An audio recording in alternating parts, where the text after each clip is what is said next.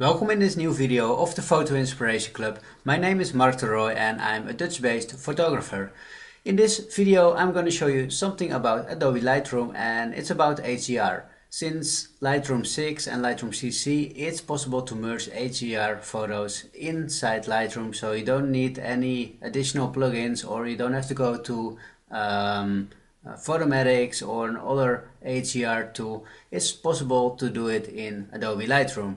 As I mentioned before in another video, every HDR tool has its cons and pros, also Adobe Lightroom. So I'm going to show you anyway how it is to do how to merge the files in Adobe Lightroom. And to be honest, I use it quite a lot because it's a very easy way to do so and it saves a lot of time. I bring you to my screen. Enjoy you watching this tutorial. So now you can see my screen and the photos. You can see which photos we're gonna merge. Basically it's about those three photos and this can be the result. So I have the normal exposed photo here, the overexposed photo and the underexposed photo. Now, a reason why I applied HDR here was there was a lot of light from the back. Basically, the sunrise was behind the boat, so that's a very good situation to apply HDR photography. So that's the reason why I took three shots. You can see here the shutter speed. So this one was taken with 1/40th, this one with 1/10th, and this one 1/160th of a second. So basically the gaps between all the photos are 2 stops, so -2 and +2. So how this is gonna work in Adobe Lightroom? Actually, it's quite easy to merge the files. What I'm very used to do is to apply, for example, any lens corrections before I merge the photos. Well, since I use a Fujifilm X-T2 for those photos, I don't have to apply the lens corrections anymore because it's already applied by the camera, so it's already in a photo. So I don't have to do that. But the great thing about merging HDR photos in Adobe Lightroom is that you can apply the lens corrections also afterwards. So suppose you forget to do it in the beginning, you can always do it after you merged all those photos. So basically I'm not gonna do anything now. I just select the three photos, and here in the menu I go to Photo, Photo Merge, and I pick HDR over here. So now it takes a little time to create the preview. Make sure auto align is always on. Even if you use a tripod, maybe there's a slight movement because if it's windy, it's possible that the pixels are not exactly aligned.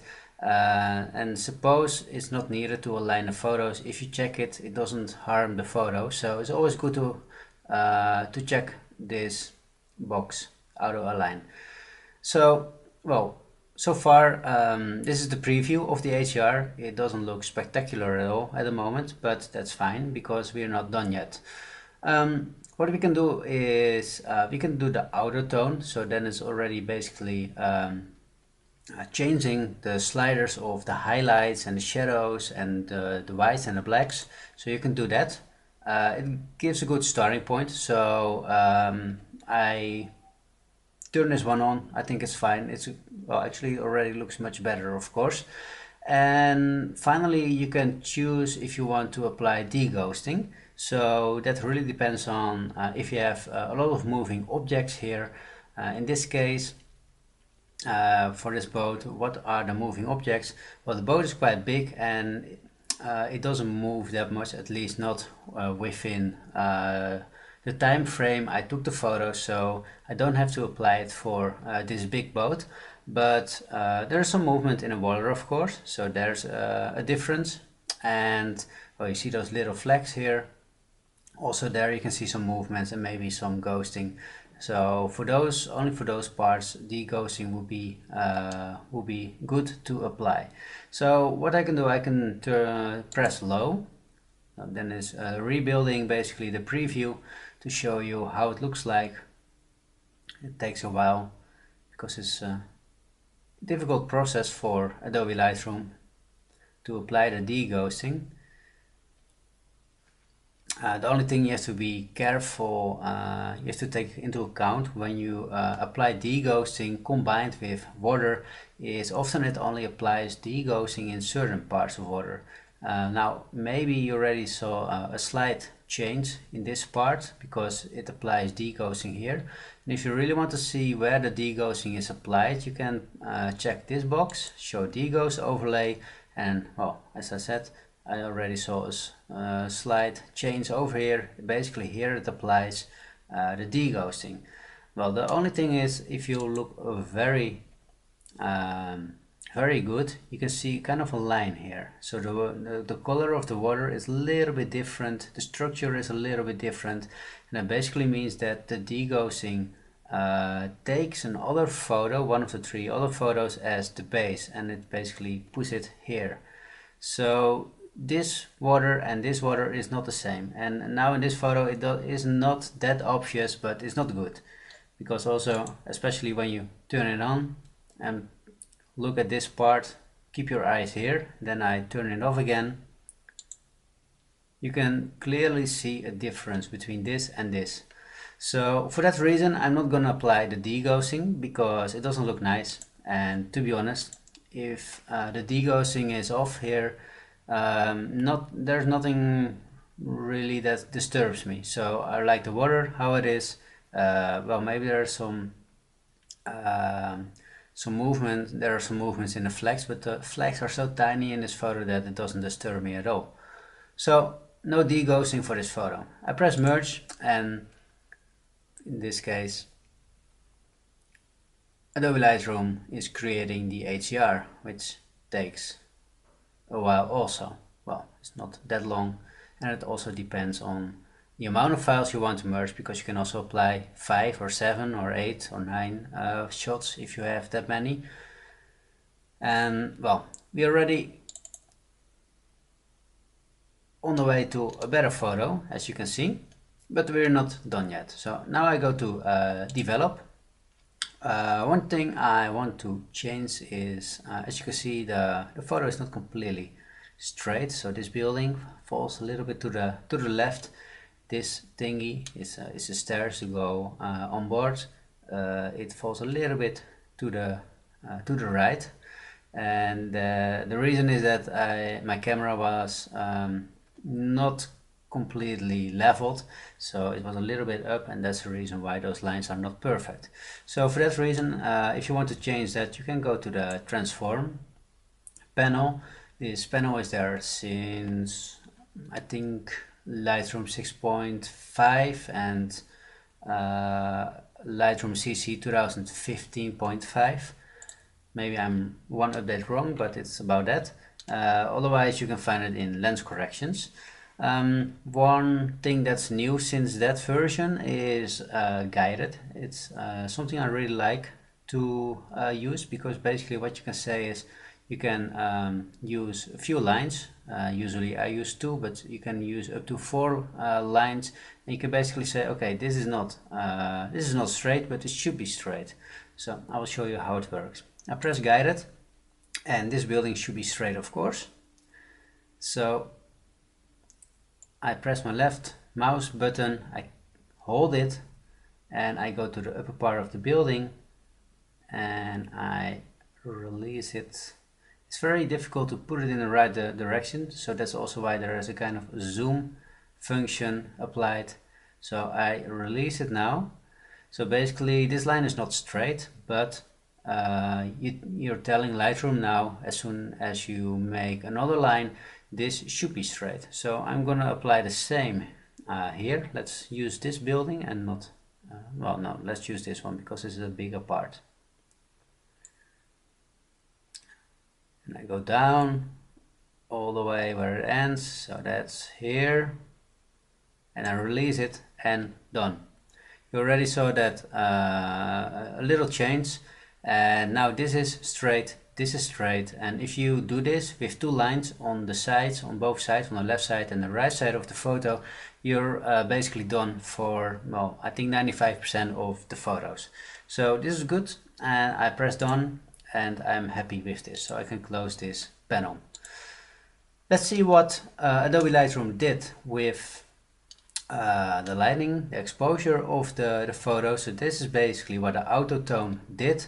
The highlights, it all went all the way down to -100. The shadows is in +70, and the whites and the blacks are probably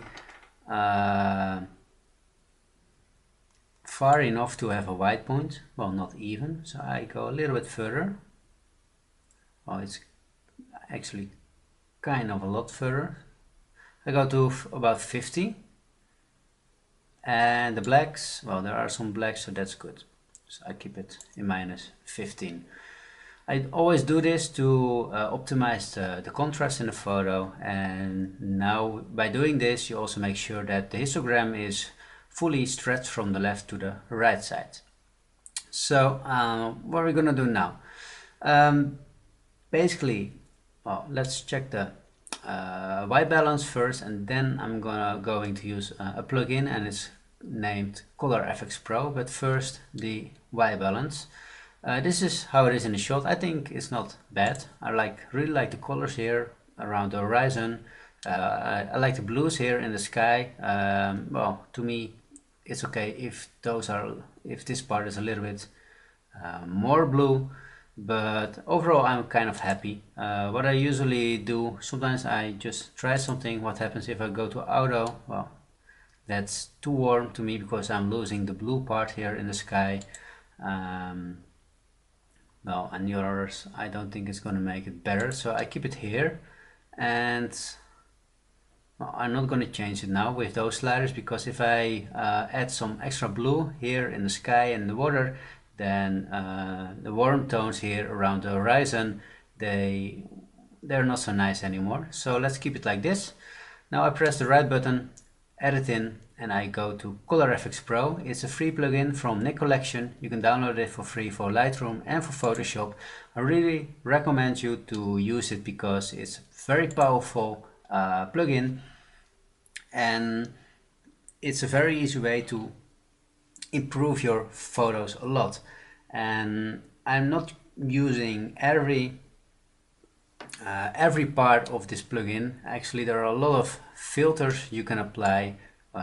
Filters are basically special effects, but usually I only apply a few of them. And my favorite one is the Pro contrast filter. It's already selected now because I used it the last time, but you can also find it here. Pro contrast. Everything is in 0 now, so basically this is also the photo how it is in Lightroom.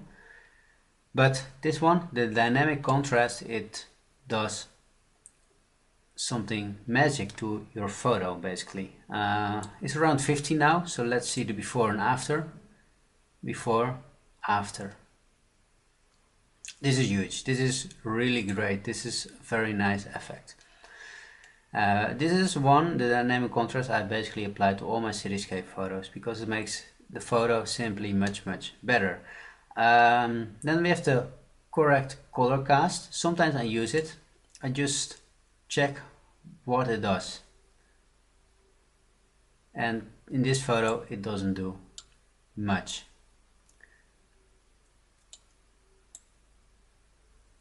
So I'm not going to use it. And the correct contrast, well, sometimes I use it. If I use it, I never go until 50, but usually around 10 or 20 maximum. But also, well, you see a slight difference, but it makes this part a little bit darker, and I think it's already too dark, so I'm not going to apply the correct contrast.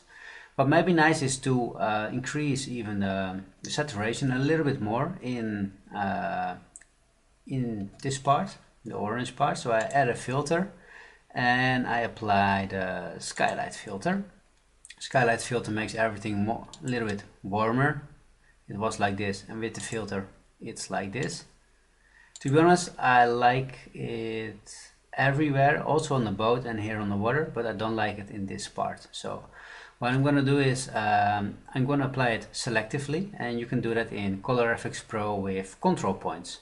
And this is a control point, a plus and a minus. The plus is where it should be applied, the minus is where it is not allowed to be applied. So in this case I start with the plus, I press here, and here you can basically tell Color Efex Pro how big the area is where you can apply it. Let's pick a big area here to do it fast. Now it only applies to this part. Basically, if you press this little arrow here and then this box, you can exactly see where it is applied. Everything that's white is applied there. And you can also see that it's more applied here in the middle than in the borders. So only in the middle it is applied fully. So I want to apply it basically in the whole photo except in the air. So what I'm going to do now is I press the Alt button, then I go to the point, the middle point, I press it with the left button and I move it to the left. And basically what you do here, you copy the same effect. And I'm going to do that a few times. And also I do it here. So that's it. If I press this icon now, then I can basically see where the effect is applied. So here you can see it's applied to the boat, to the water, to the building, and a little bit in the air. I wanted, to be honest, I really wanted to be applied also more here. So what I'm going to do, I copy this one, move it up, but I only make it smaller because I don't want to see it in the blue part. And I'll also apply it here. So that's already better. As you can see, it's also applied here. And if you really want to do it good, yeah, should add a point here also. Just keep on copying it until it's white enough, because everywhere where it is white, it is applied. Okay. Well, as you can see, it's also a little bit gray here. So that means basically that the effect is also applied a little bit in the blue part of the sky, and that's not what I want. So that's why we need the minus control points. So I press this one, I put it in the air, I make a circle like this size, and I copy paste it through the whole sky. So, and if I press this icon again, now you can see the upper part of the sky is completely dark, so it means it's not applied there and it's only applied here in the lower part. So that's basically what I wanted to do with the Skylight filter. And here you can see the result without a width. It's a very small change. If you want, you can even increase it, of course, without and with. I think that's a little bit too much, so let's keep it around 30. This is what I like. So that's basically what I do here in Color Efex Pro for this photo. There are many more filters, you should try them, but you also figure out that a lot of them are not very useful for all type of photos. So basically the ones with the star you see here on the left, those are the filters I use most of the times. Those are my favorites. I press save now. That makes Color Efex Pro saving the photo, and it will bring the photo automatically back to Adobe Lightroom, and there it's time to finish the photo. We're basically almost done now with this photo, but you can already see the change is huge, only because of applying the Color Efex Pro plugin. It was like this, it's like this now, so that already looks much better, of course. So what can we do more? Well, I think there's too much water, so let's crop the photo a little bit. You can open the lock here and just pull it up.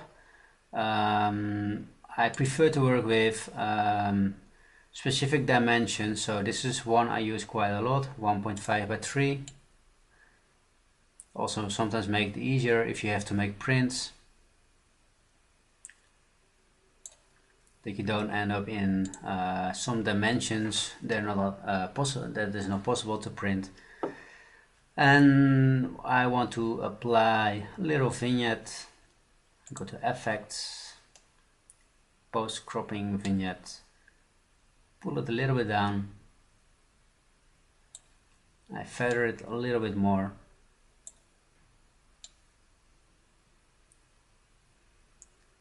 And by doing this, I only look at a photo. I don't, well, I'm moving the slider of course, but I don't look at how much it is, because sometimes you think it's 0, it's far away from the middle, so I shouldn't do that. Well, if it looks nice, you should do that, of course. So that's why I only look at the photo while I move my mouse from left to right to see what works good. To make the photo even more interesting, what you can do is you can apply this filter, and you can add some bright spots. Well, not too bright, but just a little bit in the areas that are important in a photo. And I think this part is a little bit dark, so I make it a bit brighter. It's all about the boat, of course, so you really want the boat to catch the eye of the people who look at the photo. So I'm going to make this mainly the white part of the boat a little bit brighter. Well, this is too much, of course. I try to keep this always within the 0.4, otherwise the difference is too much and it's kind of obvious that you applied it. But if you cannot see in the end that it's applied, then you did a good job. Well, I think that's enough, and that's basically the end result of this photo. So, well, maybe you think that's kind of a lot of work. Well, it takes a lot of time because I'm explaining a lot in this video also. So if I do this without explaining, without making a video, I can basically do this in about, well, maximum 5 minutes. So it's not that bad, and in the end you have a very nice photo. So the key learnings of this video well, is how to merge them within Photoshop, within Lightroom. So that's here, of course, photo merge HDR. I show you how to make sure that the lines are completely vertical, completely straight. So I did it with the transform panel here on the right side. Then I show you some tricks in Color Efex Pro. The Pro contrast filter, remember that one, and you will see it many times more in the upcoming videos, because it's simply a filter I use a lot. And in the end I applied a little vignette and a few filters here to make the boat a little bit more brighter. So that's basically what I did. I hope you enjoyed watching this video, and see you next time.